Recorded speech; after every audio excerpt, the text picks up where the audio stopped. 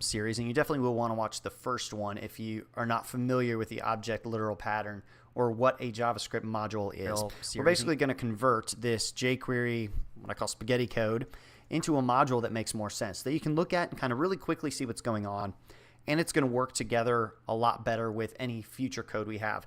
It's not like this is the end of the world, but imagine if you had 50 times this, and it's just jQuery function after jQuery function all just splattered onto a page. That's just a pain. Or honestly, even if it's just this file, looking at it, you can't immediately tell what's going on. You have to actually read through to see what's happening, and there's much better ways of organizing that code. So let me show you what kind of module I got here. This is that people adder. Let me show you the HTML for this. Let me add a couple people. So I have a div with ID of people. This is kind of my wrapping div for the whole thing. I have an H1 inside of it, probably not necessary. I have an input, I have a button, and then I have a UL. The UL is basically just has a bunch of LIs in it for each person. And so then here's an LI for each person. It has a span and a delete button in it. That's it.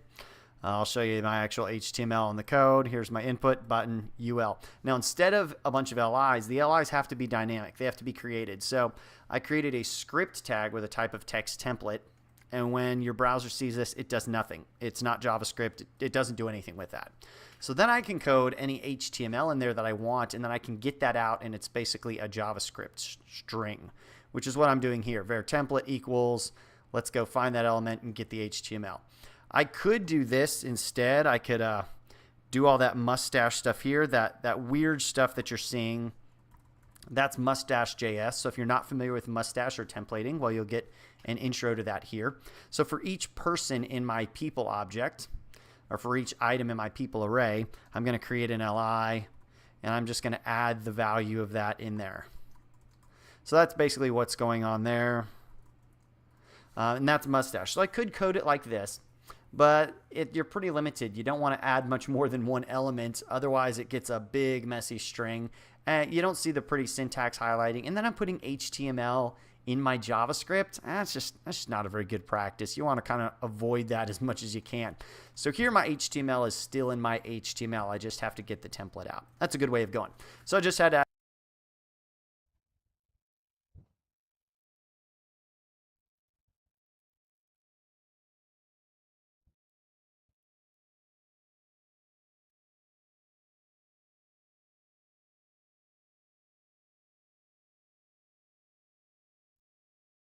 at least mention that for people who were not familiar with what mustache was.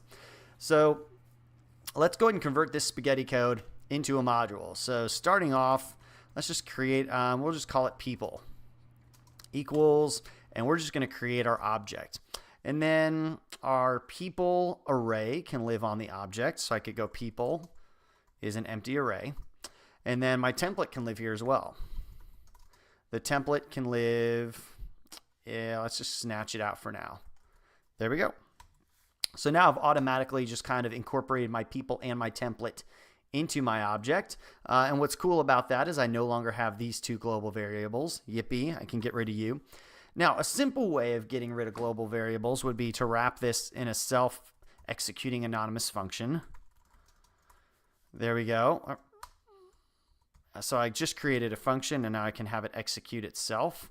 So if I were to actually put this down here, if I were to wrap this code in a self-executing anonymous function, that's kind of one way to get around it. Let me move this down here.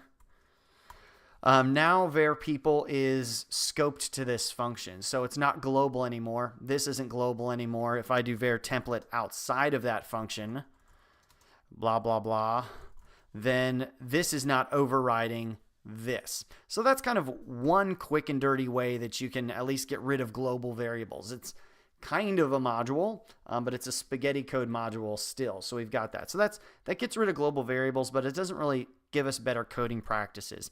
And once again, most times you're going to have more code than this. So these are just my two functions that I'm using to illustrate modular JavaScript. So then I'm going to go ahead and have an init function. Init stands for initialize or initialization. And init's kind of going to be how we kick off our module. So what we're going to do is, let me comment out all this code, is we're going to define our people module, and then we're going to run people.init. And you know what I'm also going to do? I'm also going to keep this people module wrapped in this anonymous function, just so there's still no global variables. We don't really need a global variable for people. And so now this var people is not global either. Yippee.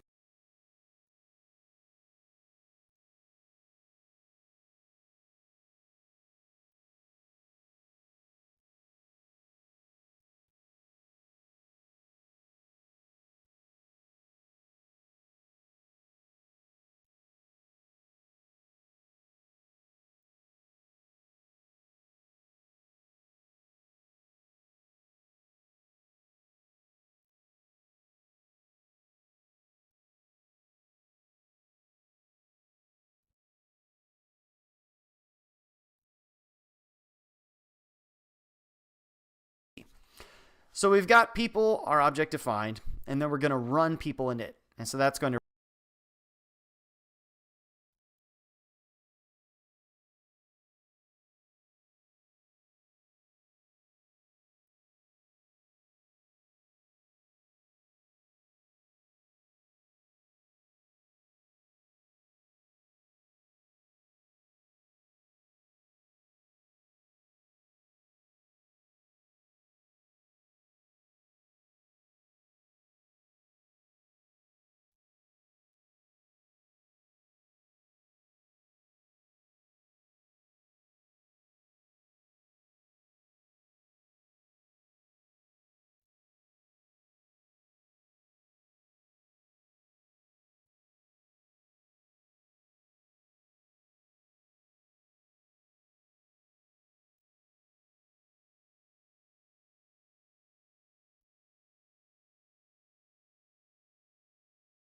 run this function. That kind of gets everything kicked off. So let's kind of start addressing some of the issues in our ground rules. Let's take on this one, efficient DOM usage. I do not like that there is DOM getting searched here, DOM getting searched here, DOM getting searched here. So what we're actually going to do is we're going to cache DOM at the very beginning. So let's make a cache DOM method. We're actually going to find some things. We'll go this dot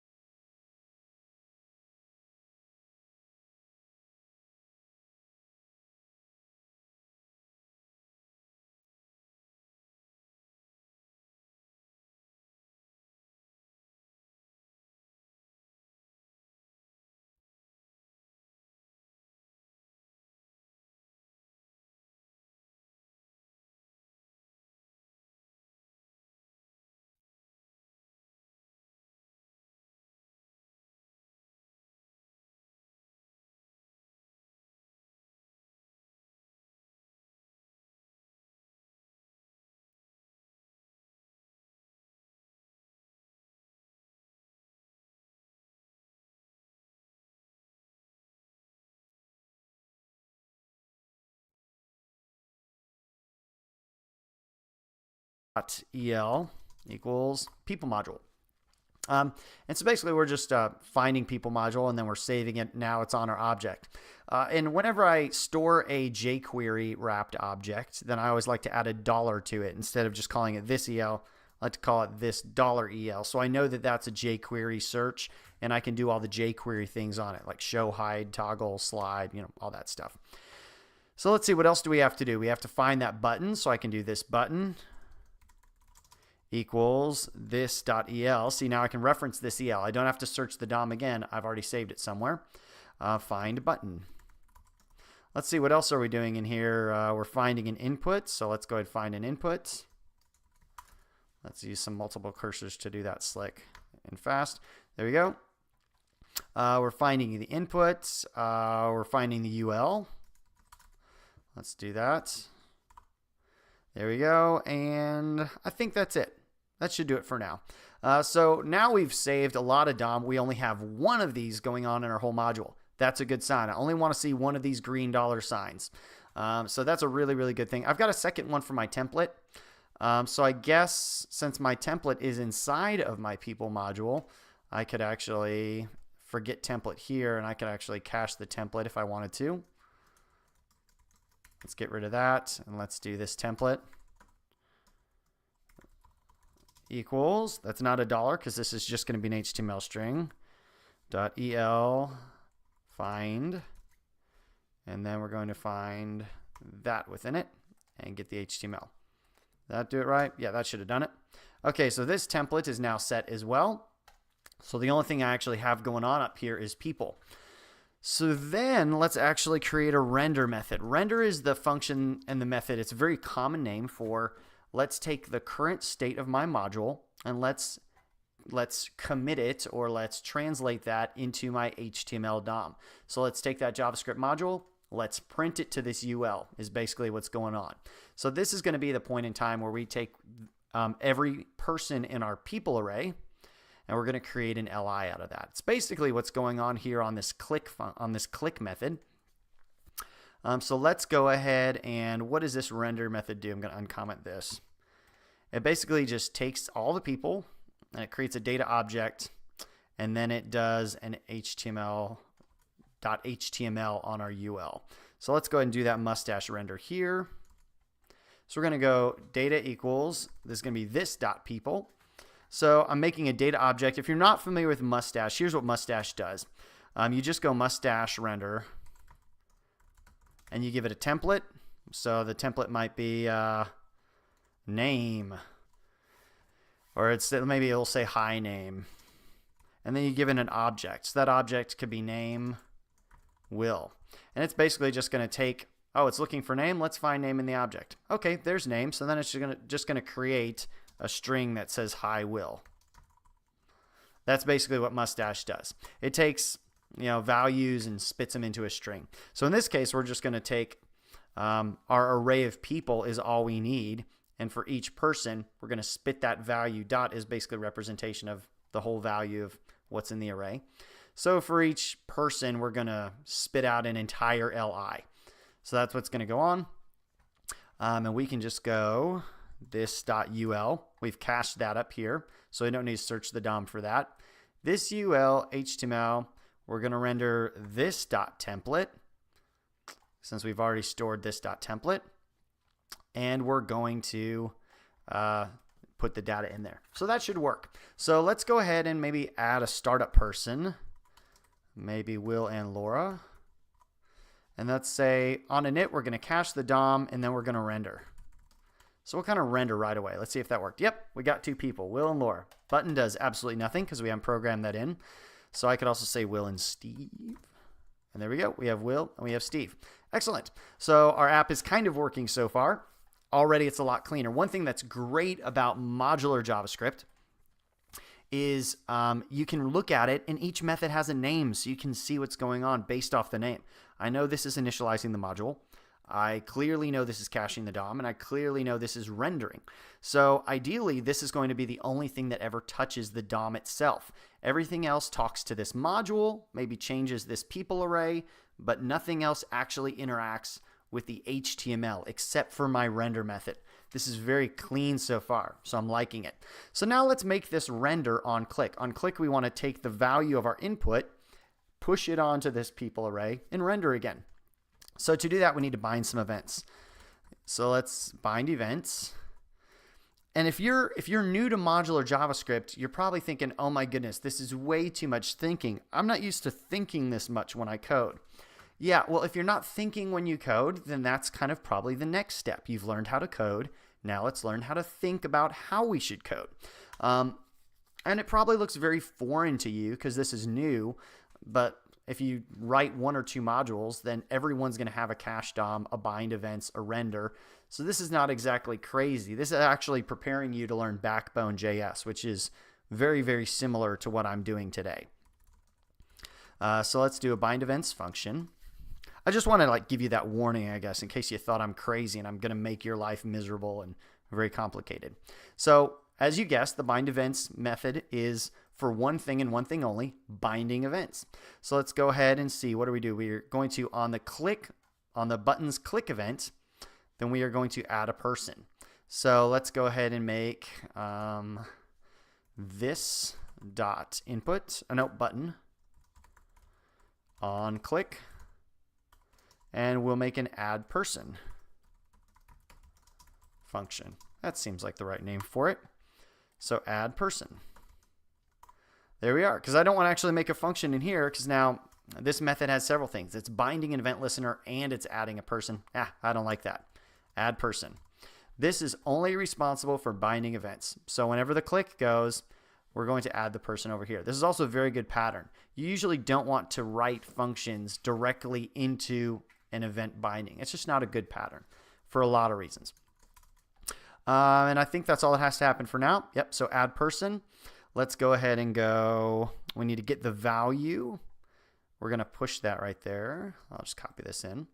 So this dot people, we're going to push the input value.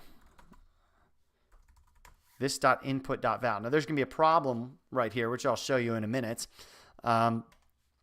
This will not work correctly. This will actually have some problems. So let's go ahead and save this and test it out, and we'll see what my problems are. Let's go to my console. Looking good. Let's add a test. Error. This is not, it's giving me all these weird things. Something is not a function. Okay, let's go ahead and find out what's going on here. Here's one thing that you got to know with events whenever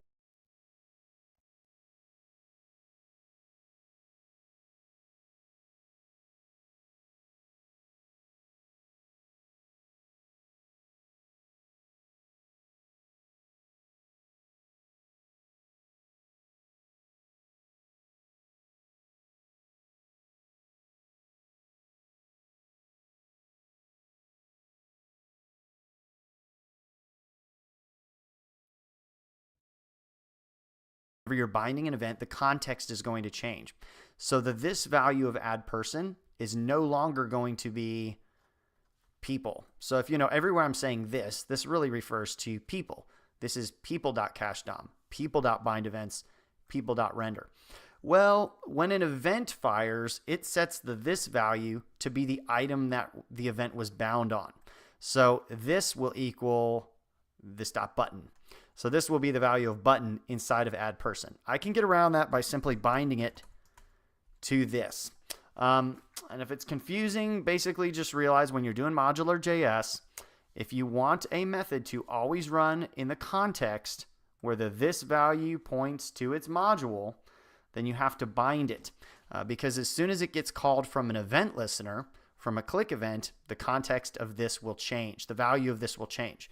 In our case, we don't want the value of this to ever change. We want this to always mean the people module. So in that case, I'm binding it to this. This. I know that's a lot of saying. So now it's going to work. Add person.bind is, this dot add person. There we go. Test. And, okay, so it's adding. It's kind of working. We are now adding a person to the array, and then we want to render. Let's re-render again. So add it to the array, re-render. Let's go ahead and check it, make sure it works, test, and we got a new person, test 2. Awesome. Excellent. And you know what else I want to do is I also want to clear the value. This dot input dot val equals nothing. So once that renders, I want to clear the value of my name. Excellent. So that was very easy to do. Test2. So now my name value clears out every time. So next up, we just got to delete our stuff. So you see, we're getting a little bit more code. We're definitely getting a few more functions going on, but it's extremely clear. If I know that there's a problem whenever my person gets added, or let's just take this back out. I'm not going to clear this value. Let's say we've had our to-do list working for a year and I have to come into it a year later. I've forgotten most all the code. But my manager says, well, now I hate how test stays in here. This should always clear when I add a person. It should be empty. So then you just open this code and you say, okay, on add person. Oh, there we go. Add person. Well, that's really easy to do. You can add in your line of code to add person, and you know everything else is separated out and nothing's going to break. So that's the biggest reason that modular code is a big win, is because it separates out your code. I don't have to worry about the module initializing. I don't have to worry about the module caching the DOM or binding events. All that's happening. I just want to add one feature to when the person gets added. So I only have to worry about this piece of code. I don't even have to worry about it rendering or any of that stuff. So modular code, big, big, big win. So let's go ahead and get this delete event going on right here, and then we're done. So my delete event is a delegate event on the UL. If you don't know about delegation, I'm going to add a little bit to my jQuery series in there so you can see what delegation really is. So this UL is going to delegate to the iDelete click. So let's go. We already have a bind events method going on. Let's just add one more event. This.ul delegate iDelete click. Let's go ahead and call this delete person. So when I class delete gets clicked, we're going to go up to that LI. We're going to find out which number we are. Are we number 3? We're going to delete number 3 from our people list, and then we're going to re-render. It's pretty simple. So once again, let's go ahead and go this.delete person, and let's bind this. Same thing. We got to make sure we bind that. So that was easy. We were able to just add one more event, and now this method is going to fire when we click on delete person. Let me see if that works. Make sure that's going delete. Yay, always fires. Oh, and look, it also tells me people splice is not a function. Oh, that's because I was wondering how that was working all of a sudden. That's because I uncommented my code. So let me go ahead and comment that code back. Almost done here. Last method. So this is correct. I want to keep this. Var remove. This is the one that I want to remove. So I'm going up to my closest LI. So when I click on here, I'm going to go up and find my closest LI. Okay, that's this. I want to remove that. Except for I don't actually want to do it like this. No. No more HTML touching in the other methods. This is the guy that touches HTML. This guy does not touch HTML. So you go away. I'm just going to call you remove. Since you're still a jQuery selection, so I'll keep you as the dollar signal. And then I want to, let's see, I want to, in UL, this.ul, I want to find the LIs, and I want to get the index of my current LI. So this is going to find out, hey, what number am I? The guy that got clicked. Am I number 3? Am I number 2? So let's find that I. That's the guy I want to remove. And then this.people, let's splice it straight out. And now let's render again. So basically, everybody's just calling render. When we boot up, we're going to render. When we add a person, we're going to render. When we delete a person, we're going to render. So here we go. Let's see if it works. Will goes away. E is not defined. That's because I didn't add E in there. That's my event. So if I want to call it that, that's a little clearer for people who are not sure exactly what's going on. Let's reload it. There we go. There we go. All gone. And my module is working. So this is a module. This is kind of how you do modular JavaScript. And in the next video, whenever that comes out, I'll show you kind of how to do a revealing module pattern. So we only have maybe a few things. I don't really want to expose cache DOM, bind events. I don't really want to expose all these to an API. But it would be cool to do add person, delete person. Let me go ahead and get rid of this. Let me make this global again, this.var people. So now I kind of have this API here. I can go people.addPerson. So maybe another part of the program up here wants to add a person to my list. Well, I can add a new person. There we go. I added a person to the list, except for that didn't really work because I actually have to send it a value. Let's go and do something like this. Let's go value or. So if a value is passed in, we'll actually do that. If not, we'll look it up from the input. That's pretty easy. So now I have this API going. It's called people. Add person. There we go. We added Laura. And now Laura can still go away. So that's kind of cool. I can add a bunch of people. So now a module up here could actually talk to my other module. But I don't want them to be able to call cache DOM. I don't want them to be able to call bind events. I really just want them to be able to call, I don't want them to call render either. I really just want them to be able to call these two events. So in the next video, we'll get into a revealing module pattern where we only allow people to have access to these two and all the rest is internal. Because once again, people can hack this as well. They could go people.people, which is the array, and they could push something on there themselves. Oh no, that's a bad pattern. God. But it didn't render. Oh crud. So now what happens? So now I delete Laura and all of a sudden God shows up. So that's not a good pattern for people to be able to automatically talk to the pieces on my module. So again, next up, revealing module pattern. I'm going to stop yapping for now. In a moment, Todd's mom will read her son's internet browsing history. What? ExpressVPN apps keep your activity and identity private while you browse, stream, email, or download. To learn more and get 3 extra months of ExpressVPN.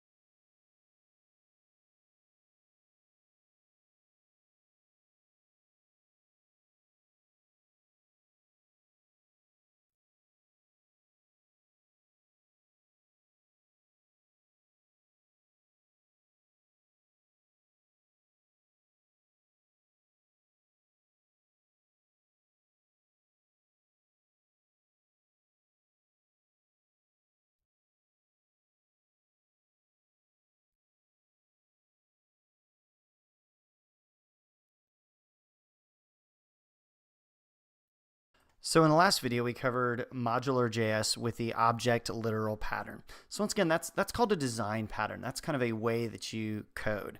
And once again, that was an object literal. And again, that's just making an object. People equals an object. And objects have properties, name, and then say name. Alerts will. There we go. And so Okay. Now we're looking at that. People equal.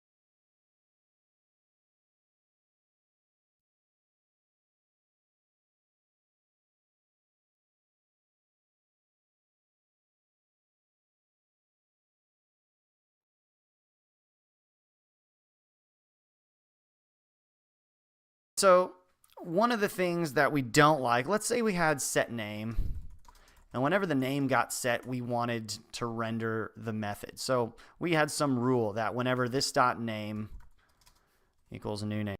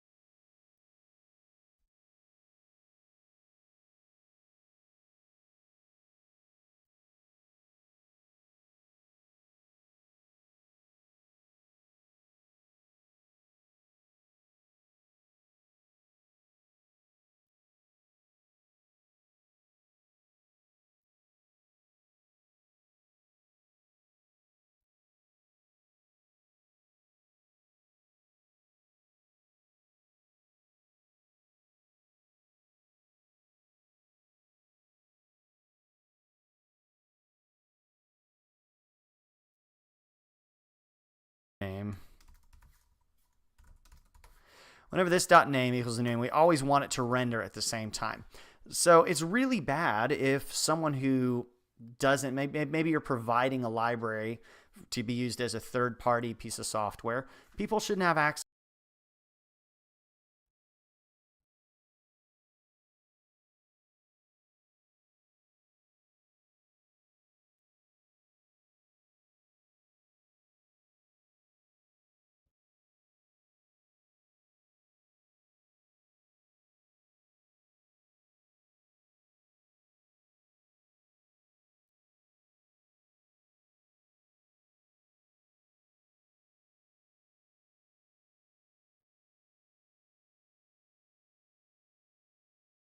to this, because you never want them to just automatically change people.name and just go, oh, I don't know what that's all about.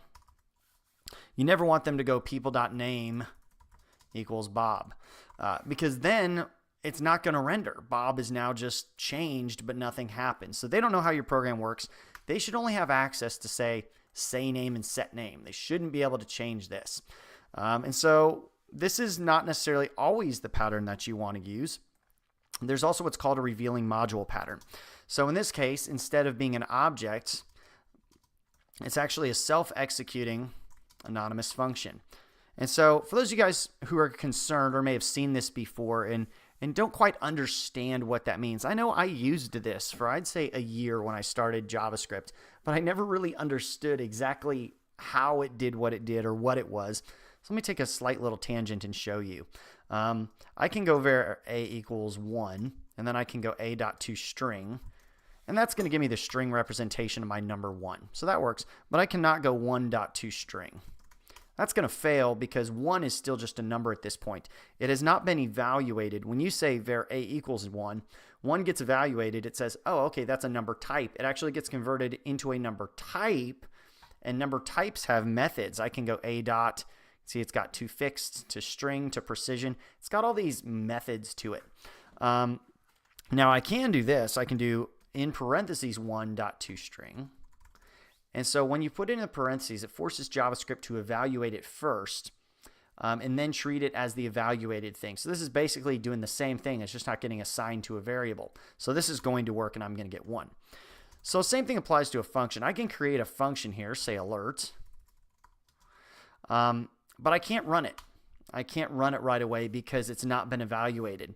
I can, however, wrap it in parentheses, and now it gets evaluated and it's a function, and then I can execute it and it alerts. So that's basically all we're doing. We're just writing out a function. We're wrapping it in parentheses here, so that way it gets evaluated.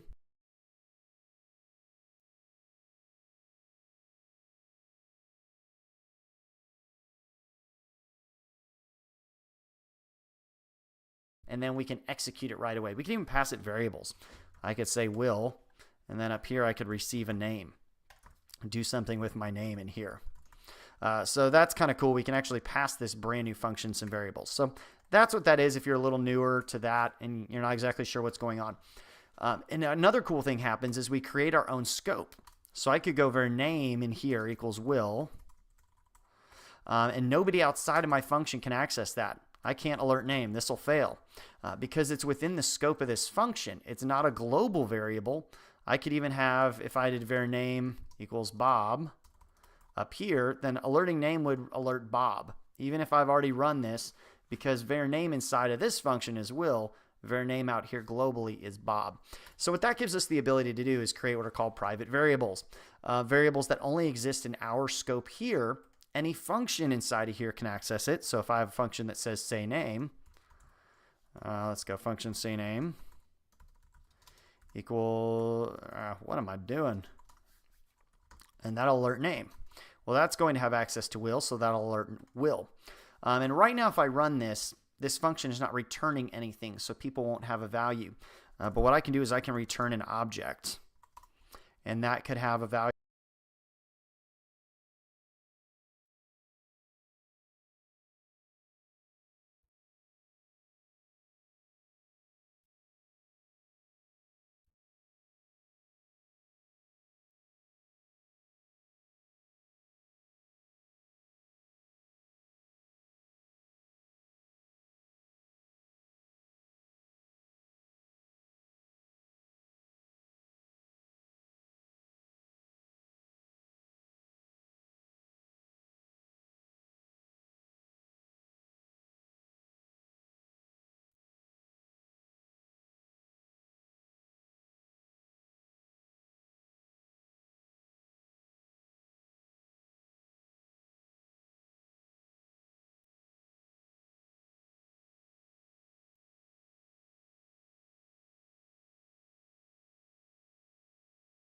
value of say name, and then I just have to pass, I don't know, say name.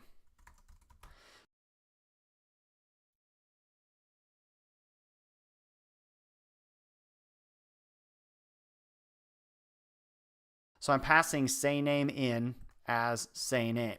So I could also say, I could call this say your name, and it's still just going to fire say name. So let's go ahead and do this. Let me copy this. Let's just paste this straight in. There we go. There's my object literal, and that's going to alert name. Why did that do that? Yeah, because I don't want you. Go away. Let's just copy this in straight into my console. And now I can go people. Let's look at what people is. People is an object, and it's got one thing on it. I can run say name. So I can go people dot say name, and that's going to alert Will. I cannot go people dot name equals Will. Change that to Bob. It's going to say, well, it's going to set it. It's going to set it. So now name equals Bob, but that's not the same as a variable. That just added Bob onto this object, which doesn't do anything. So name is still private. Name is still accessible. If I run people.sayName again, it still says Will. Awesome. So Will is really untouchable. The only thing that can touch it is the function that I allow to be exposed. So this is the revealing module pattern. So let's kind of show you this people adder in a revealing module pattern. I went ahead and coded it out for you. Var people equals this function. So with inside of this function, I can now kind of do much more of that vanilla JavaScript kind of style. I don't have to do all the this. I don't have to do all the methods that you saw previously. I can go var people equals this. And then I also don't need an init function. This is my init function. So it's automatically going to do anything I want it to do. This executes right away. So I just want to maybe add a comment to kind of add my own separation of concerns here. Let's cache the DOM. Let's bind some events. And then let's render. And then I'm going to create all my methods here. And then I'm going to expose the ones that I want to expose out into people. So you notice I have three functions. I have render, I have add person, I have delete person, but I'm not exposing render out. I'm just exposing add person, delete person. So let's go ahead and save this. Let's restart this. What did I call that? I called it people. Okay, still people. So people,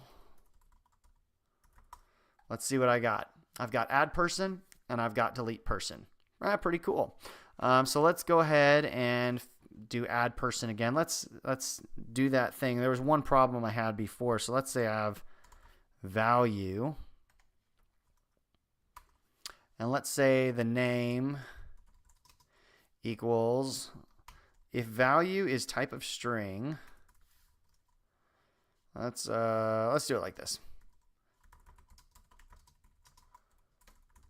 If I passed in a string, then I want to use value as the name. Otherwise, I'm going to get it out of the input. The reason I have to do this is this is going to be an event. If you click this button right here, then it's going to listen to the button click, and it's going to call add person. And there's going to be that click event right here. So I don't always want to use the value. I only want to use the value as the name if a string was passed in. Because if it's a JavaScript event, then that's going to be an object. If it came from up here, if I'm firing add person from up here, this will be an object. So I don't always want to use that. I only want to use that if it's a string. So if I passed in a string, then we'll use that as the name. We'll use value. Otherwise, we'll actually get the value out of the input. And then we'll just push name. There we go. So now my API, I should be able to go people.addPerson test. There you go. Now I can add a person all I want. I should be able to add a person here as well. Excellent. So I should also be able to go people.deletePerson, except for I don't know how to delete a person. So let's just say that's an event. If event, let's do this. Go var I. If event type of event equals a number. If it's a number, then I equals event. Else, we have to get that I by doing the index. Let's hope you watched the last video or you have no idea what's going on. There we go. Then we're going to splice it out and we're going to remove it. So that's what's going to go on there. That should work as well. So now I should have a public method for delete person. Let's delete person 1. Nice. Steve is gone. Let's see if this one still works. Will is gone. Excellent. So I should be able to add some people. Let's add test. Add test 2. Let's delete person 1. Let's delete person 0. Excellent. So now we kind of have this API going on. We can't control the rendering. We can't mess with this people array, but we do have control over exposing an add person and a delete person function. What's kind of cool is we can keep these internal methods whatever we want to call them. Here's a very common thing is if something's private, if it's internal, you'll see an underscore there. So let me go find everywhere that render is called and give it an underscore. Underscore usually means it's private. We're storing this internally. We're never exposing it. So that's kind of an indicator that this is not ever going anywhere. We use it, and then these are the ones that actually get used out. That'll still work. Make sure I didn't blow anything up. Yep, we're good. So I'll just put the code up there in CodePen and let you look at this, and that's a revealing module pattern. And so then if we have some other module, that other module can consume it as an API. It can talk to person.addPerson.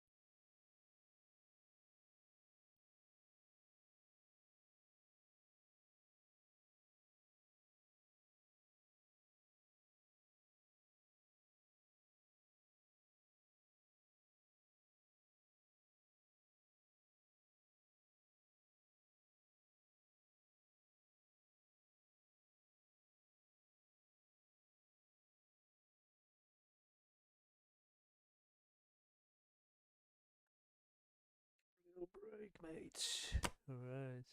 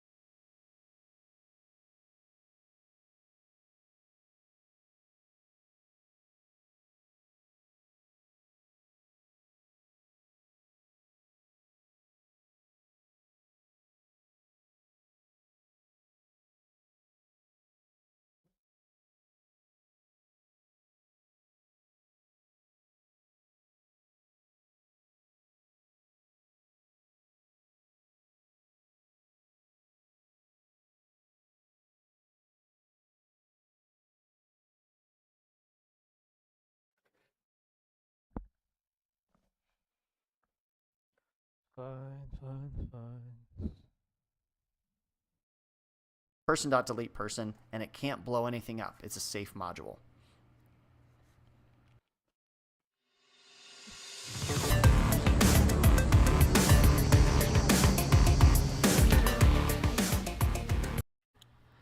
Okay, so I now have two revealing modules on my page. I've got this people module right here, and then I've got a stats module up here in the top. Now let me show you that stats module. I basically am just exposing one method. That's a set people. And so that's right here. Here's my API for that. Set people will fire set people. And so basically you send it an amount of people, and it's going to set that amount, and then it's going to render. And render is going to take that people value and it's going to spit it out on the page as you see here, which is awesome. So now this module automatically updates. Let me show you back in my people module here, which is what we built in the last video. Stats.setPeople. So whenever we render, whenever this module renders here, I'm going to call stats.setPeople with a people length. So which right now is 0. Let's add a test. That's automatically 1, test 1. So now these are talking to each other. Great. So this works very well, but it doesn't scale to a large degree. So if you have 4, 5, 6 modules on a page, you're probably going to be good. But what happens if you now, let's say there's 10 modules that all need to know when people get added to this list. So you have stats, maybe say you have a header thing that's going to update, and you have a footer. And let's say there's 12 other things. I'll delete those for now. And let's say some other developer wrote header, so it's not called set people, it's called update count. And then this one's called something else, change. Basically, the problem of this pattern is not only is there now a lot of repeated code, but this module, this people module, this guy right here, this guy has to be aware of every other module that depends on it. And it also has to be aware of their API. So I've got to know that the header module needs to know when I render, and the header module needs update count to be called. And maybe update count is going to be called differently too. Maybe it's going to be called like that. That's no good. So now I'm basically just having to keep this huge list of stuff in my people module. There should be a better way. I should be able to fire off one command here, and then every other module that depends on me automatically updates, and I don't have to keep track of that. It's called coupling. If you picture railroad cars with their couplers on them, basically the way we have it here is this is tightly coupled to all the other modules. I have to know that they exist. I have to know that they want to be updated when I render, and I have to know how to tell them that I've updated. So that's a bad pattern for a larger application. So we're going to use the pub/sub pattern to kind of scale this application a little cleaner. Let me kind of show you in visual terms what we have right now. So this is using revealing module patterns to talk to each other. My module, let's call this people. And then let's say this is my stats module. My people module updates. So it has to tell the stats module, hey, I updated. And then it also has to tell this guy, hey, I updated. And then it has to tell this guy, hey, I updated. Now let's say the stats module, or let's say this module 3 here can also change the count of people. So then I can actually say, hey, people, change your count, add a person. Okay, that's fine. And then he's got to go tell stats. And then maybe module 4 also wants to know when stats are changed. So then he's got to listen here. And then this guy talks to here. Like, it gets pretty messy pretty fast. And I'm only doing adding people to a list. There's no other events going on. That's messy. And pub/sub will clean that up for us. So with pub/sub, we have this like central guy. And if you think of DOM events, like I have this button right here. And when I click on it, there's a click event that fires. As many modules as want to can subscribe to that click event. And the button doesn't know, the button doesn't care. The button just sends off a click event. All the other modules receive a click event because the DOM, the document object model, handles all those events for them. So we're now going to create a pub/sub. Sometimes that's called a mediator. Some people use mediator to mean different things. Sometimes that's just called an events bus or an events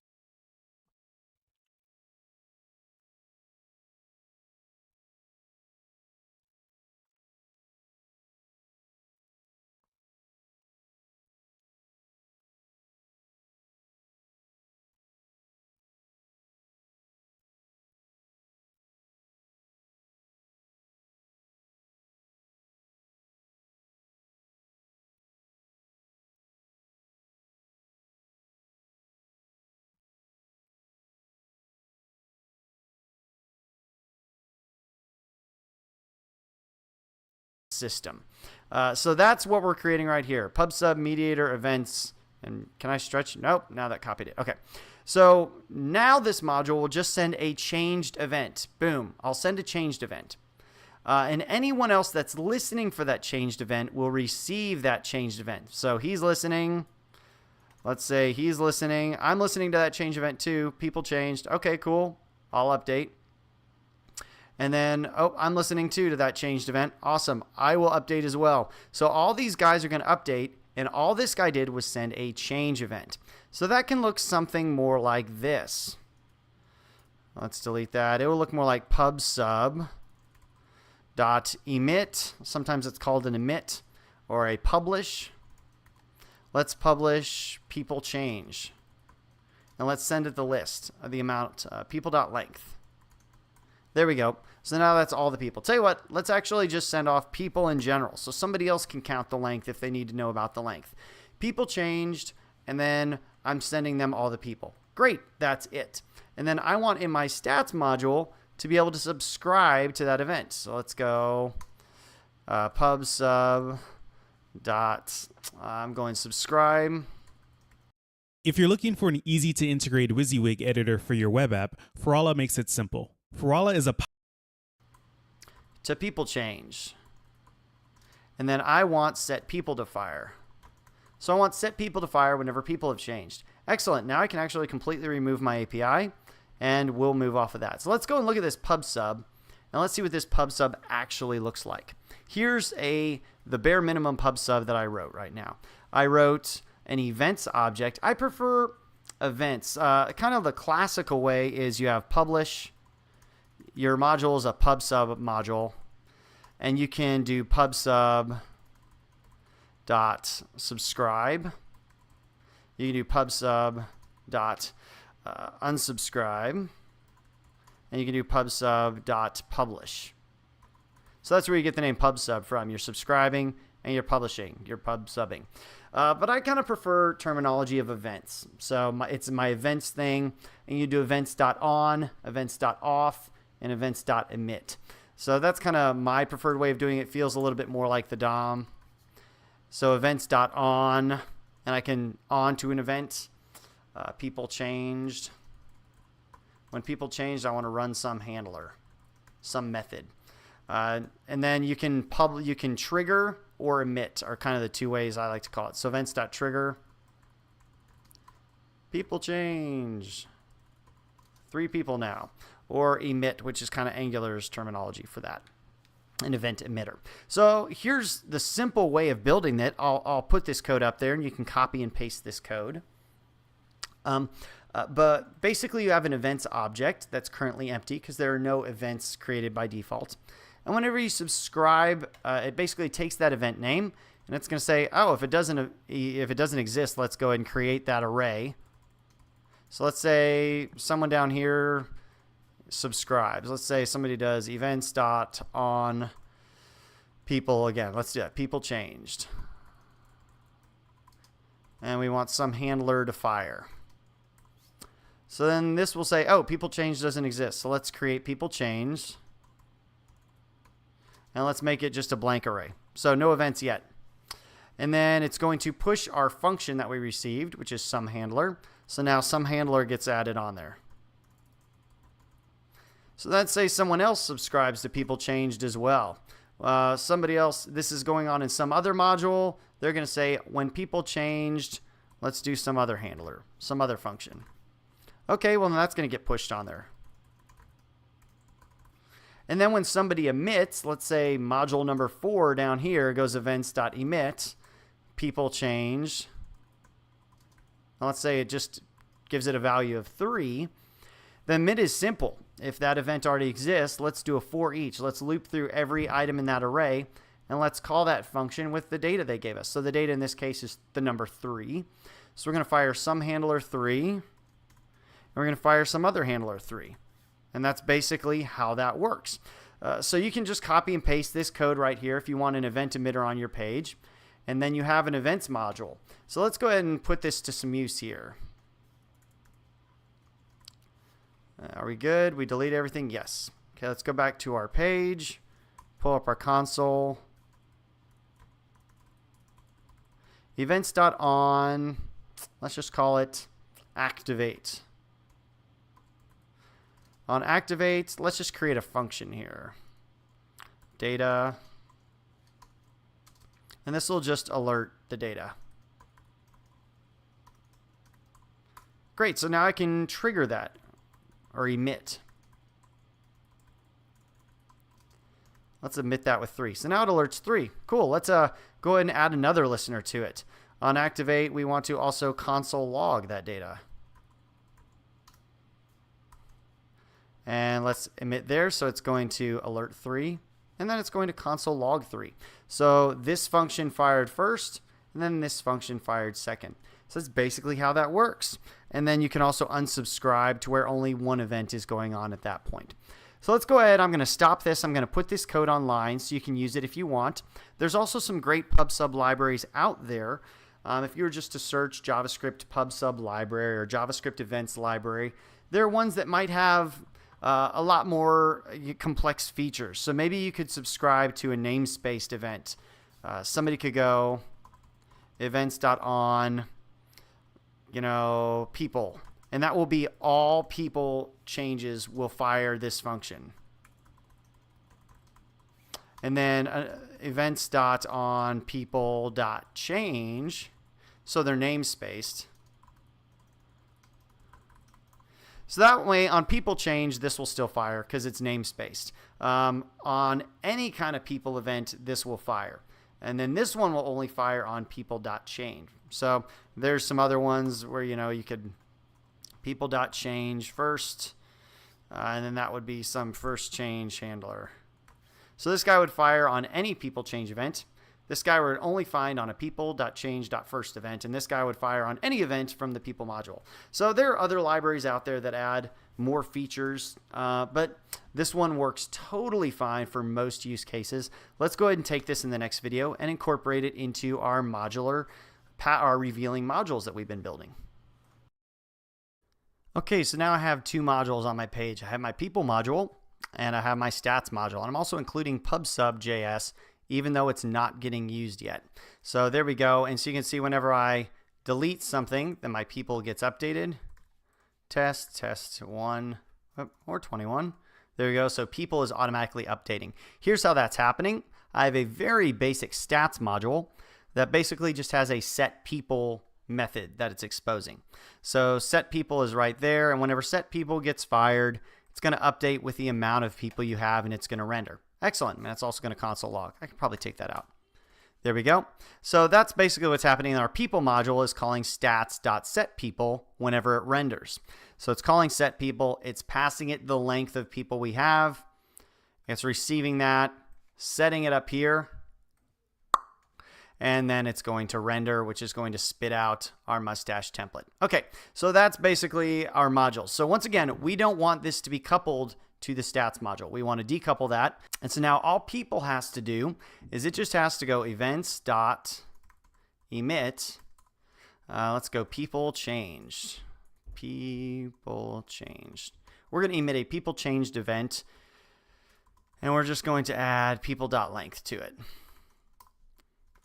Excellent. So let's go ahead and pull up our console here. And I'm going to now subscribe to that event. Let's make, let's go events.on people change. Let's just make a function here, count. And I'll just alert count. There we go. So now I've subscribed to this event. So now we should get an alert whenever this count changes. Yep, now we have 1 person. Now we have 2 people. Let's go ahead and add another listener here. Let's console log it. Let's console log that count. So now when this changes, I'm going to alert a count. Yep, and then it's going to console log an account. Yep. Test 2, alert 2, and then console logs 2. Great. So let's go ahead and now all we have to do is go into our stats module, and then we can actually forget this whole API. We don't have to expose an API anymore. All we have to do is bind the event. So instead of binding to a DOM event, we're just going to bind to a PubSub event. Events on people changed we're going to do set people. There we go. So now set people will fire. I don't need to do the underscore render anymore because basically I have no more API. And so now whenever people changed, we're going to fire set people. And set people is going to fire with the people length that we're emitting. So let's go ahead and check this out and see if it works. Uh-oh, render's not defined. Yep. That's what I get for changing my code on me. So look at that. It automatically starts up with 2. If I delete that, it goes to 1. Delete that, it goes to 0. Excellent. So now what's awesome about this is stats does not know where this event comes from. There could be 20 other modules triggering this people changed event, and it doesn't matter. And people does not care about the stats module. It doesn't care about any of the other modules. It's just emitting this event with this data. And so anybody else can listen to that.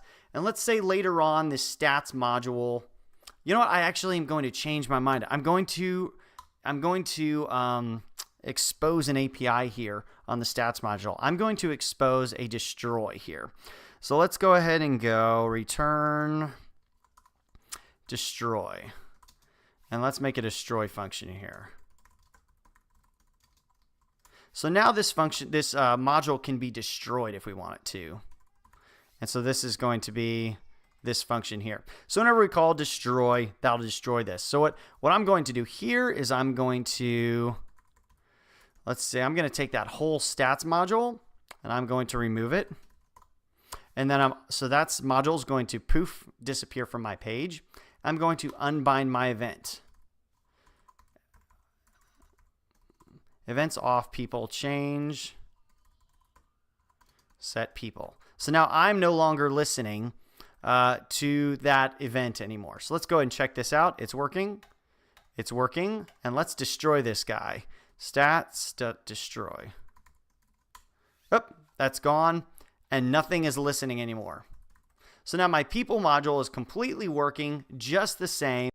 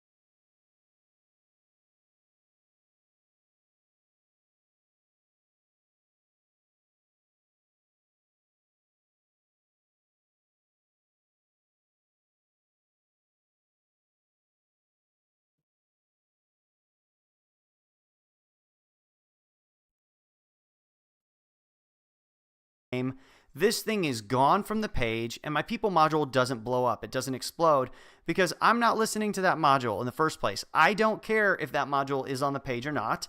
I'm simply emitting events, and whether that module is there or not, everything's going to work just fine. So that's your pub sub pattern. That's a great way to scale your apps even further.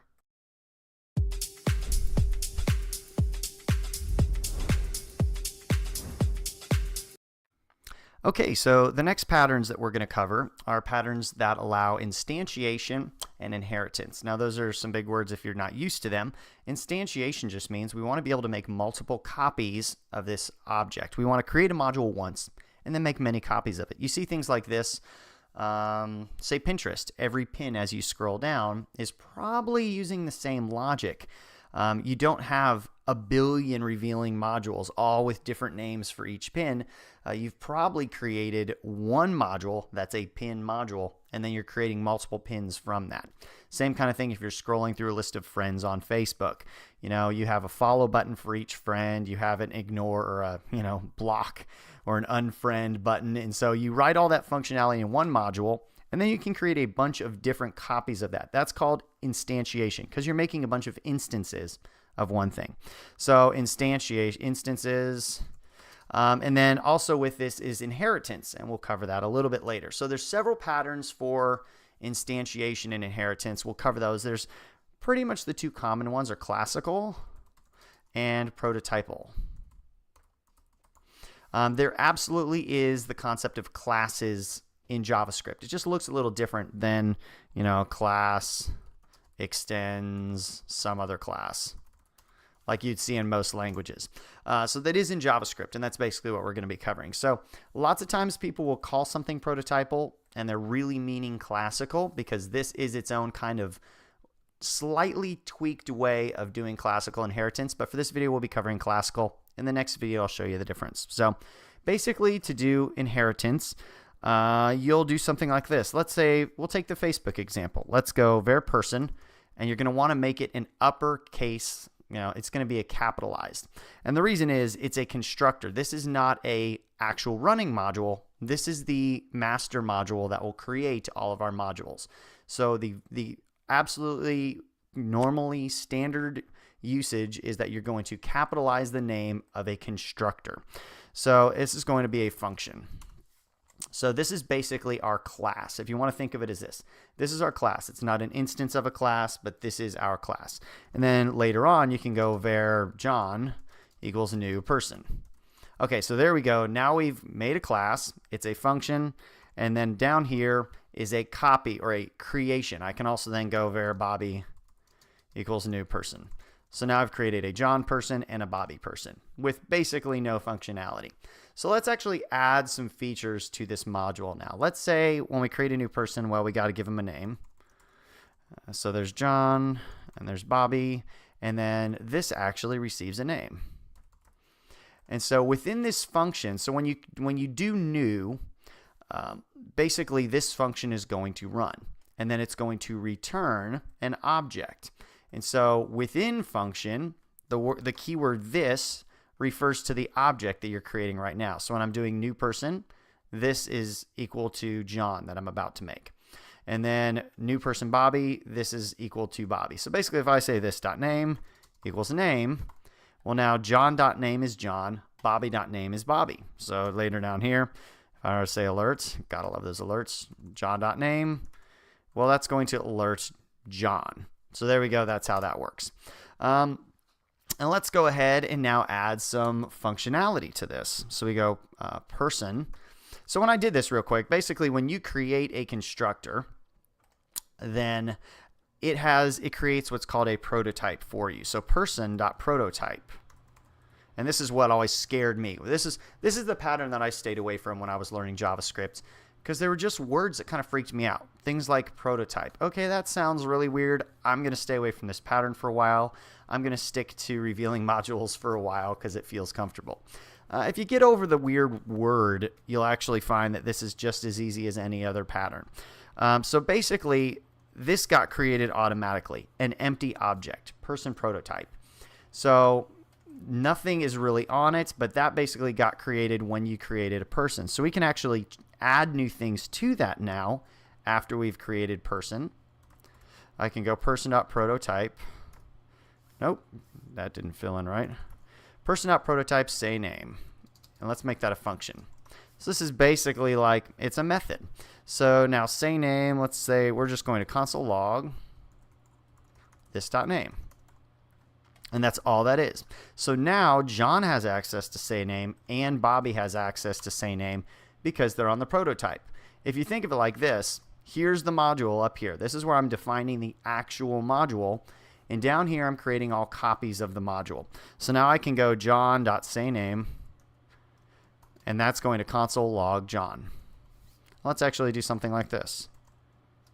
My name is There you go. So now it's going to say, hi, my name is John.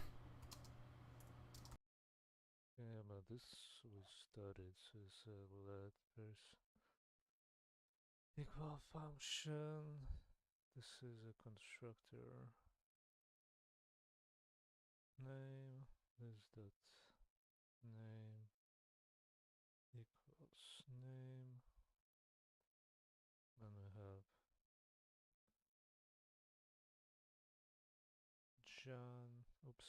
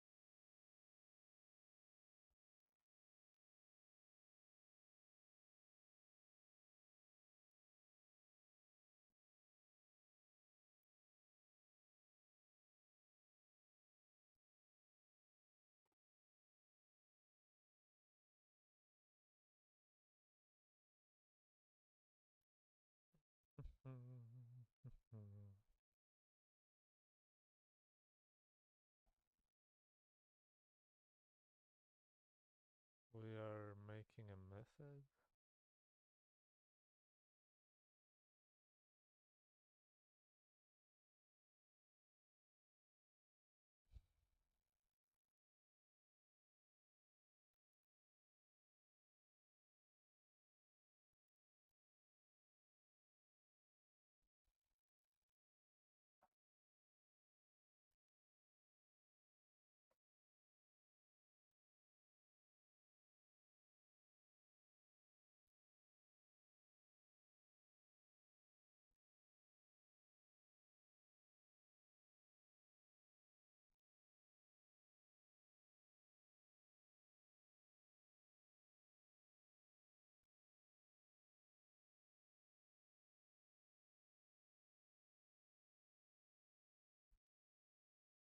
All right.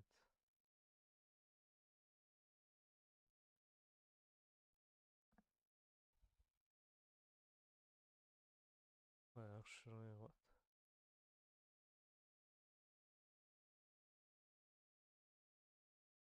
Because it's supposed to be like this. Because we're calling it's if we console log that it's undefined because it didn't return anything. I mean, but what if a return? No, nothing.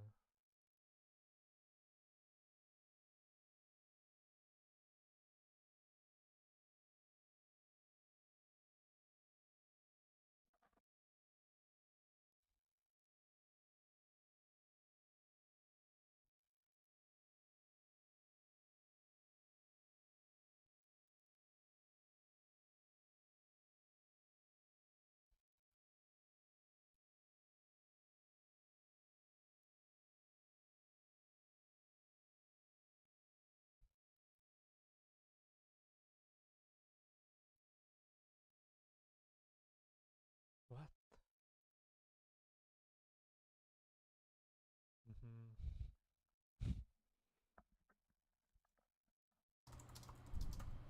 And actually going to say it like that. So let's make sure we add a space.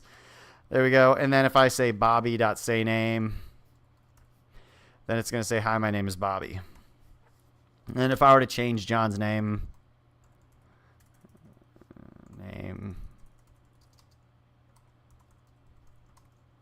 then I could do John say name and it'd say, hi, my name is Johnny. Bobby remains completely unchanged. So that now we've basically created some shared functionality. Now we can do, let's do shout name. Hi, my name is, and then let's add an exclamation at the end. There you go. So then Bobby can shout his name if he wants. That's going to say, hi, my name is Bobby. So that's basically how you create your module. So now let's go ahead and look at inheritance with this pattern. So what does inheritance look like? We've done instantiation. This is how you create instances. Let's say we want to create a certain type of person now. And that certain type of person, we can create multiple kinds of those. So say there's people on Facebook, but then there's also friends on Facebook. So let's make a var friend. And that friend will have functionality that the person doesn't. So once again, uppercase, because friend is the module, friend is not the actual instance. This is the module. This is the constructor. So now we're going to make friend, and now we need some sort of inheritance function. And I like to use to snatch nodes one. If you were to look at, I'll give you this link in the description. Node.js gives you one called inherits. And so I just usually snatch this function right here. Let's go ahead and steal that. And so I'm going to, where should I put this? I'll just put it all the way at the top. Function inherits, and you give it the child, and then you give it the parent. And you can look in the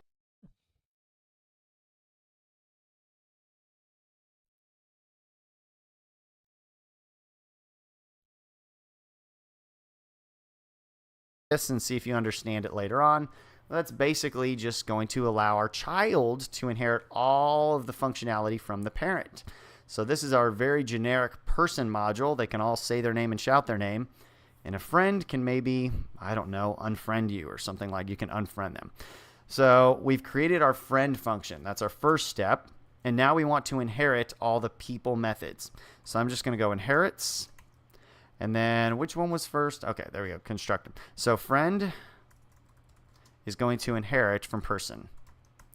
There we go. So now any friend can say name and shout name as well. So if I were to say Julia,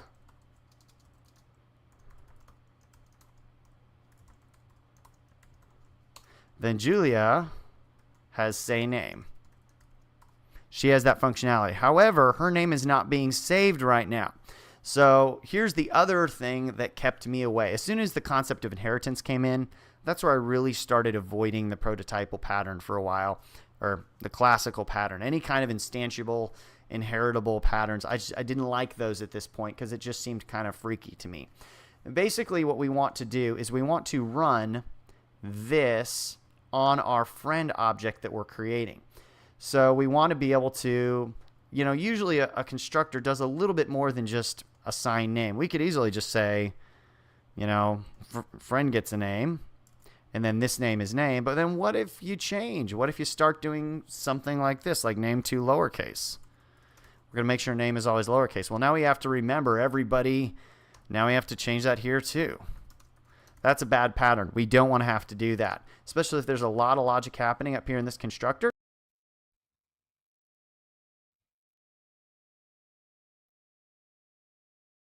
Again, so we're making a function that's gonna make a child inherit from a parent, right?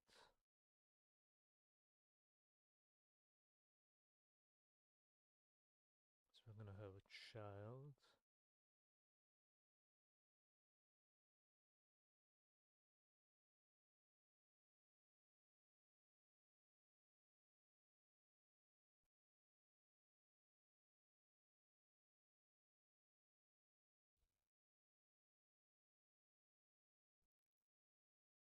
What the hell is a super?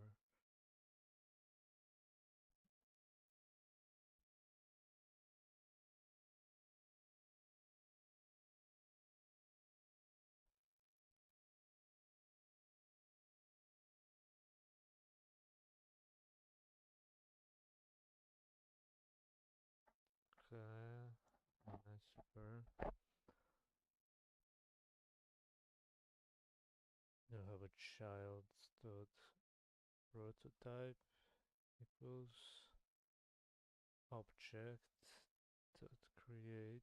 I remember this was somewhere.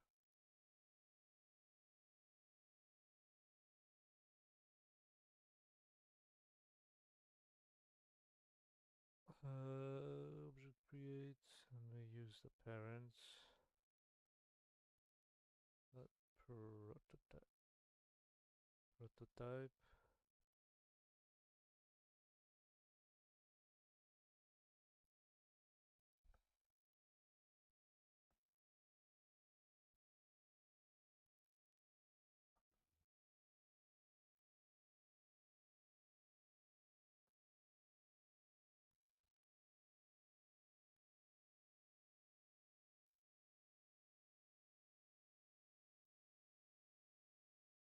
I don't think I understand what's going on. Constructor. Value. Child.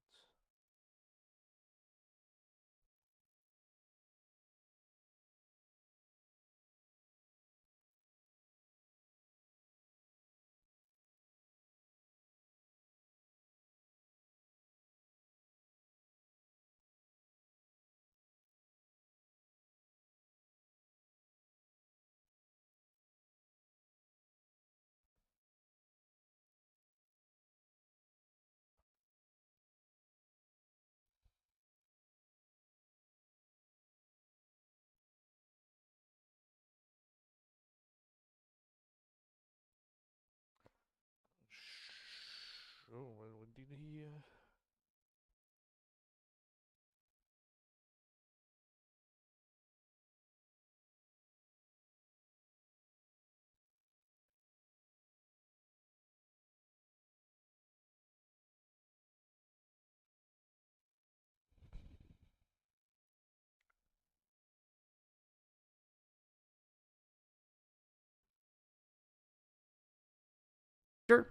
We don't want to have to duplicate that anywhere. That's a bad pattern. So we want to run this person function against the new friend object that we are creating. So how you do that is very simple. You simply say person dot, because remember, person is a function.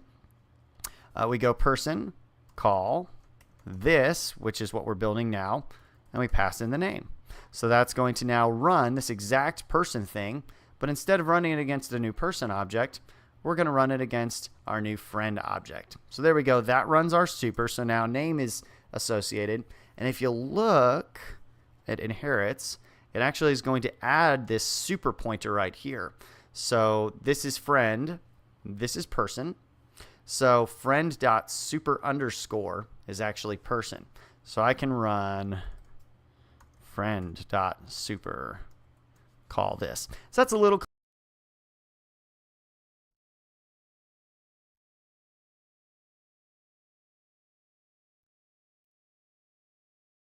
cleaner, just so we don't have to remember that we don't have to remember that we inherited from person. So there we go. And then we are going to also, let's say a friend also gets, let's change friend to musician. Let's forget the whole friend module.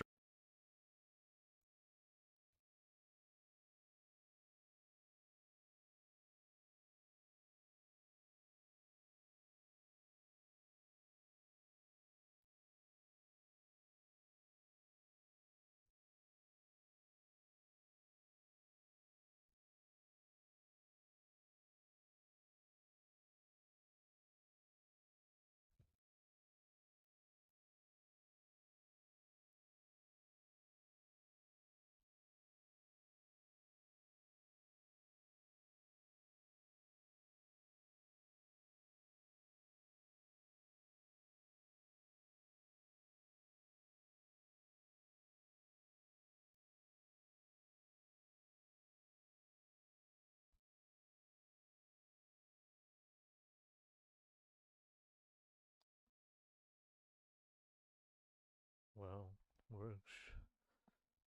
But why is it like not colored?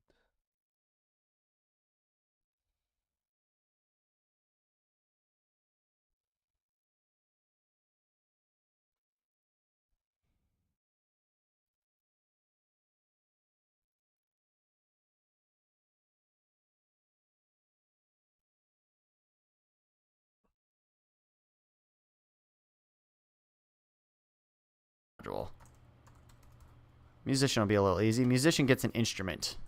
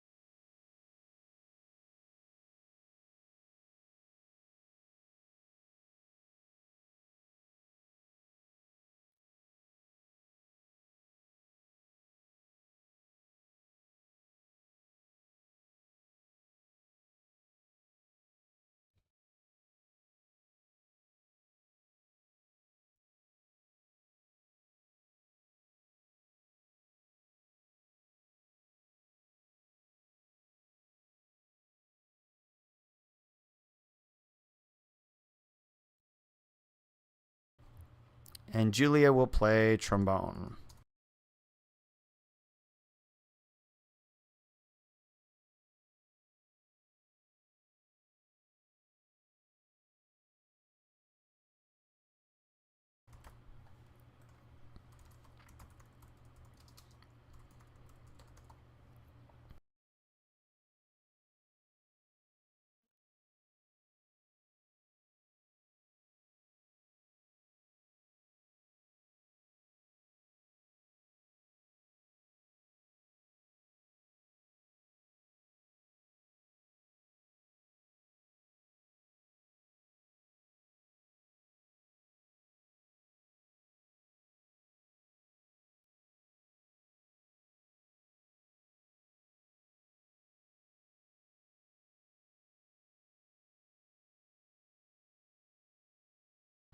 So there you go. We're now allowing our super class, our inherited class constructor, to set the name, and then we're setting the instrument. And then we inherit, and now we can go ahead and add some own methods, some new functionality for our musician class. So the musician class, we want to be able to get the instrument. Musician dot get instrument.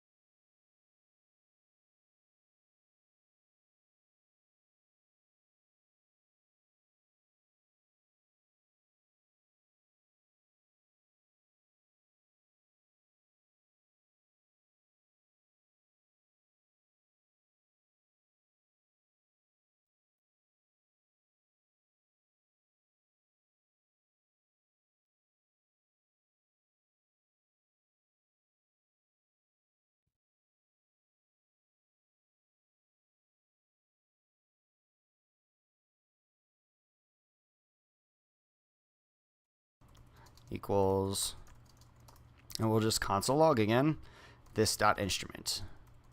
Keep it simple. So there we go. Now Julia can say her name. That's going to do Julia.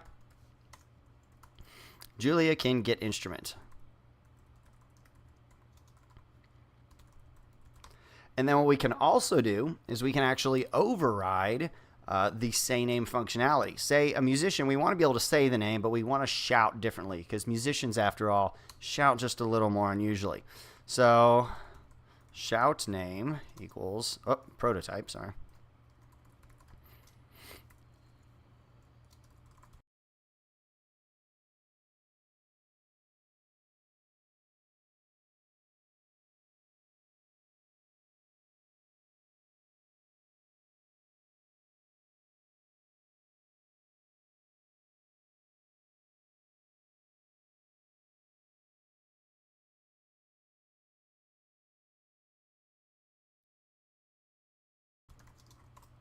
There we go. This will actually be, dude, my name is this dot name.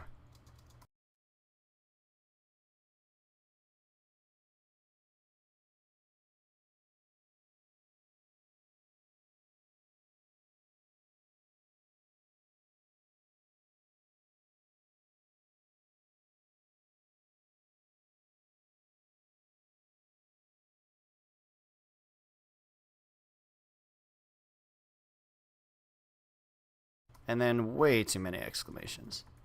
There you go. So now, when I say shout name, it's going to basically do what happens with scoping. Is it's going to look first of all in my own object, which is musician. That's the module Julia is right now. So it's going to say, hey, do I have a shout name? Like when Julia says say name, it looks first in Julia for say name. Do we have a say name? No, we don't. Okay, let's look up to the parent module. Do we have a say name? Yes. Okay, let's run this one instead. So that's what's happening there. So when you say shout name, exact same thing. Let's look for shout name. Okay, we have it. Basically, I will never access person.shoutName as long as musician shout name exists. So when I say this, Julia's going to go, dude, my name, yeah. She's going to shout it. So now later on in my program, you usually don't want to do this, but I could go musician, I could go delete shout name. I'm going to delete that function, going to delete that method altogether. And now Julia can shout name. And instead of being undefined, this is now gone. Poof. It's going to look up the chain and see, oh, shout name. And it's just going to do a normal shout name. So that's kind of how inheritance works with JavaScript. That's what you're going to do. Really, all you need code-wise is to either quickly learn how to type one of these yourself, or just go copy paste one. It's not that big of a deal. It's very easy to get yourself. I'm just showing you where this node one is so you can go grab it in case you forget what's going on here. So that's classical inheritance. In this next video, let's look at prototypal inheritance. Imagine conducting every part of your research only on one platform. Meet Boreum. Okay, in this video, let's look at the second pattern for handling instantiation of modules and inheritance of modules. In the last video, we looked at the classical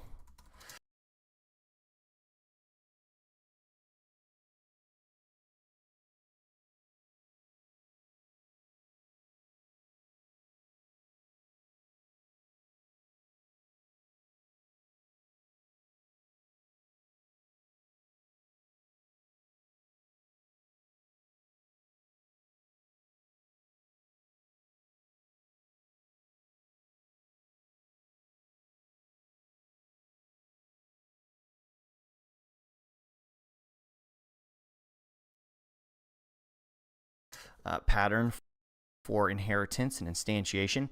And in this one, we're going to look at the newer pattern, which is prototypal. Some people actually say prototypal and they mean classical because they've not yet learned of this newer one. I say newer. It's been used for about the last 3 to 5 years. There's a few advantages. There's not as many advantages as some people may say. You still encounter classical inheritance a lot. You see it used a lot just because it was the way things were done for a long time. But I personally think this is the better pattern. So let's go ahead and look at prototypal inheritance. So in the last example, you would create a constructor function and you'd instantiate it with new. So you'd go function person, and then you create a new person. Var will equals new person. Okay, so that's classical inheritance. And there's a video on that. I'll put it in the description if you missed it. And so prototypal inheritance does all the same things in a different way. So let's go ahead and now let's create, we'll go human, then we'll do musician, and then we'll create people. So in this case, you simply make objects. Human equals boom, and you make an object. And then you use object create to create a new type of thing. So you can make a musician equals object create human. And so what that's going to do is that's going to There is a let human is an object. It has a name.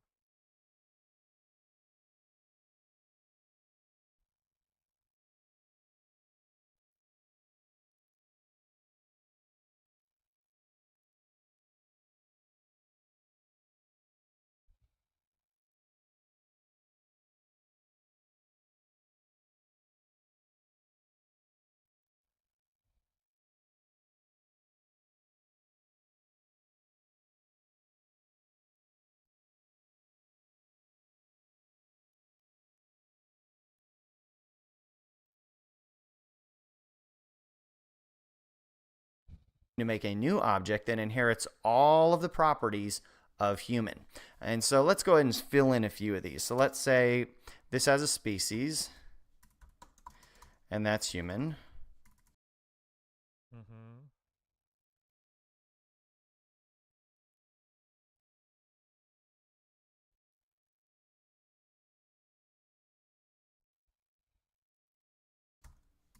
Human. And then we've got, let's say species.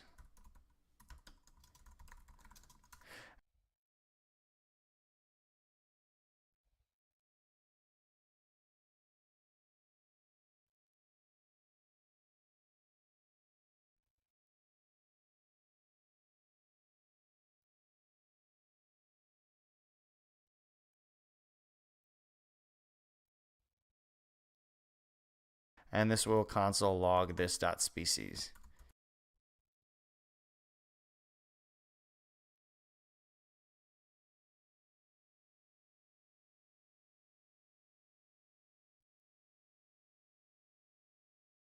So you still use the this keyword when you're referencing values that are on the object. And let's also do say name. There we go. So if it has a name, you can say the name. So now we've created a musician.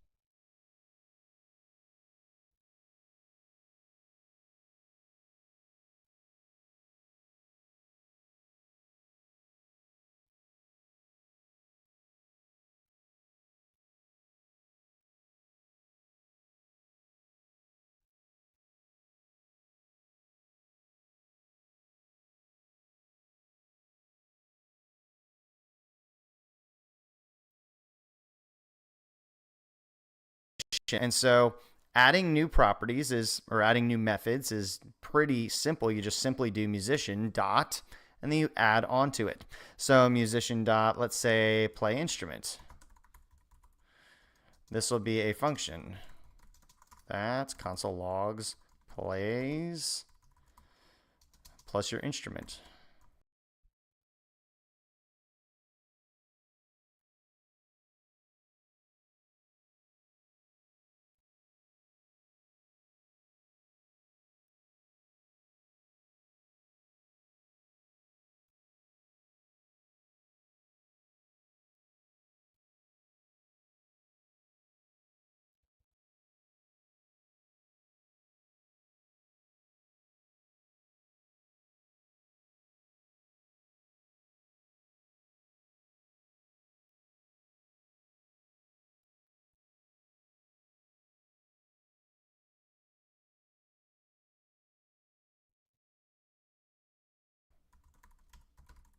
There we go.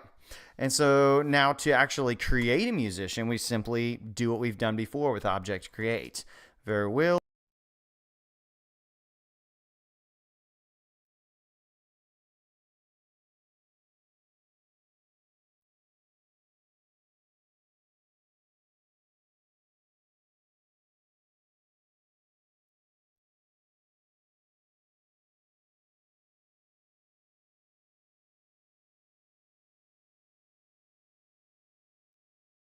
equals object.create, and we're going to create a musician. And then will can have a name, and will can have an instrument.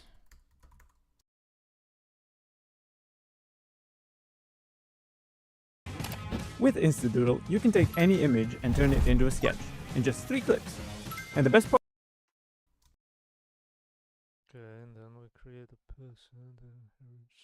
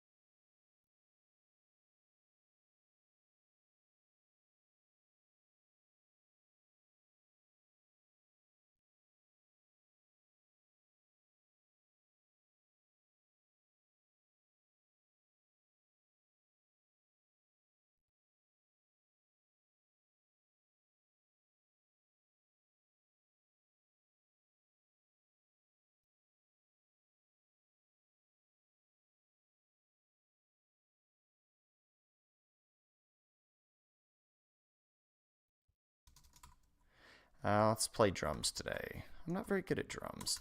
And now I have all the methods from the human, and I have all the methods from the musician, because the musician inherited from the human. So I can do things like will.saySpecies. Tell you what, let's actually pull this into the console at this point. I'm going to copy, and I'm going to paste. There we go. So I've pasted it all in. So now let's go ahead and look at just the will object. See, here's my will object, and I've added 2 values to it.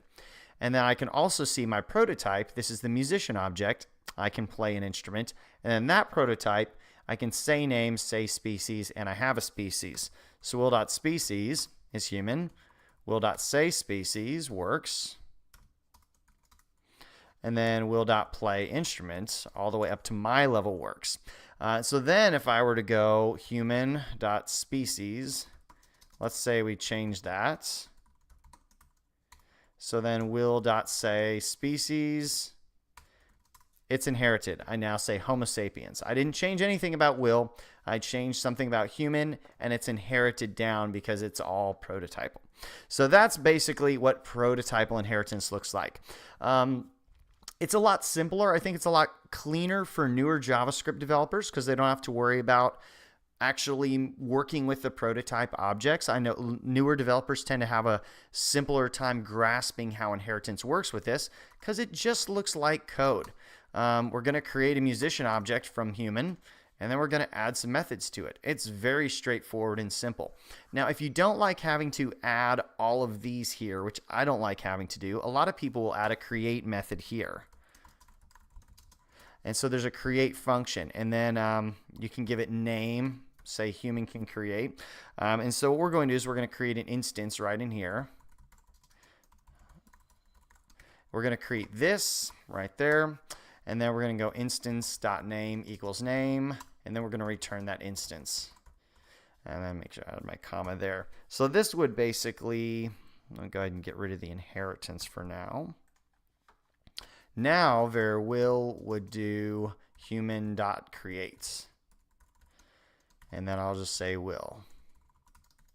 So let's pull this in my console here.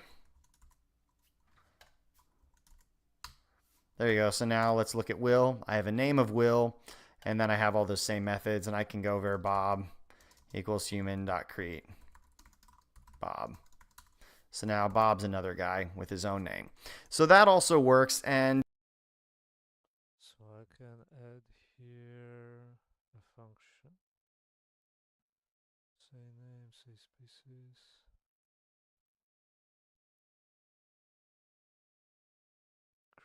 That's a function. Create function.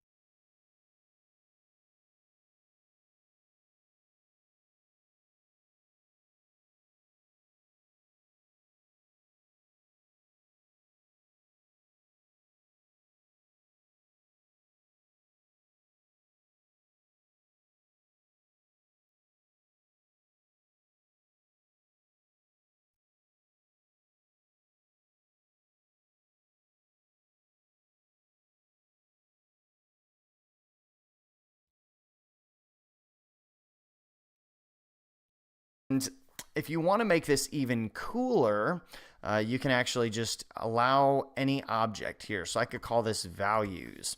So I pass in an object of values, any amount of values, and then I'm going to get all the keys out. What that does is here, if you do object.keys on any object, A1, B2, then it's just going to give me the list of keys. So I'm going to say, okay, what are all the values that got passed in? I'm going to for each those, and then key. So I'm going to go through each key, and then I'm going to assign the value of that key to my instance. So no matter how many values I give it, I just give it an object, and no matter what I give it, it's going to assign that. So instance.key equals values key. So I'm basically just taking all these values, putting them all on. And what this is going to do is this is going to allow me to always have a create method. Let me go ahead and copy this. So now all my children will have this create method. So I'm going to create that human, and that human has this create method up top. So now I can go var musician equals human.create. And then I can just give this all my stuff right here. Musician's going to, let's say, type of musician. Actually, musicians think they're their own species.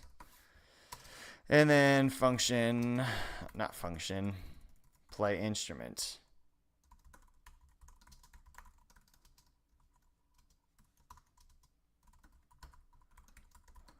I'll just say plays.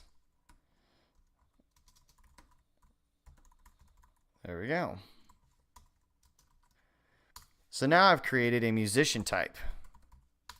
Musician's got his own species. He's got a method on there, and then he's got all that other stuff. So now I can do musician.create to create will,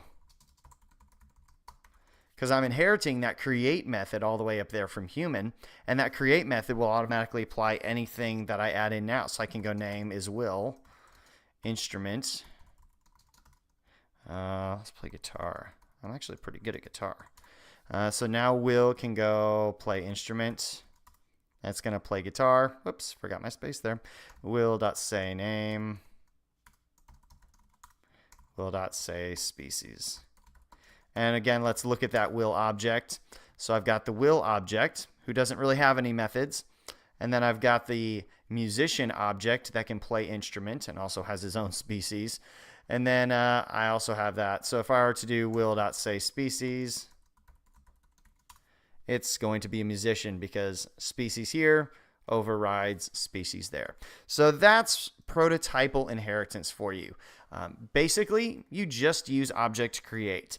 And then if you want to extend this a little bit more, then you add a create method onto one of your root objects at the very, very top level. And then every other object can use create, create, create to continue creating their own objects.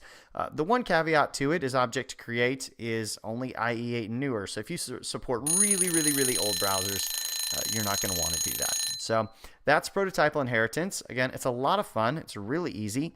And enjoy. All right.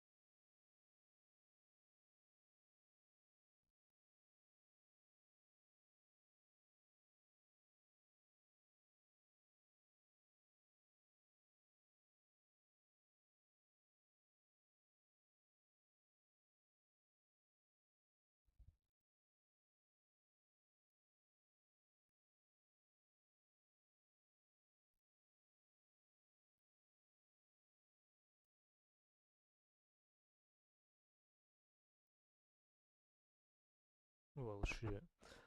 Alright.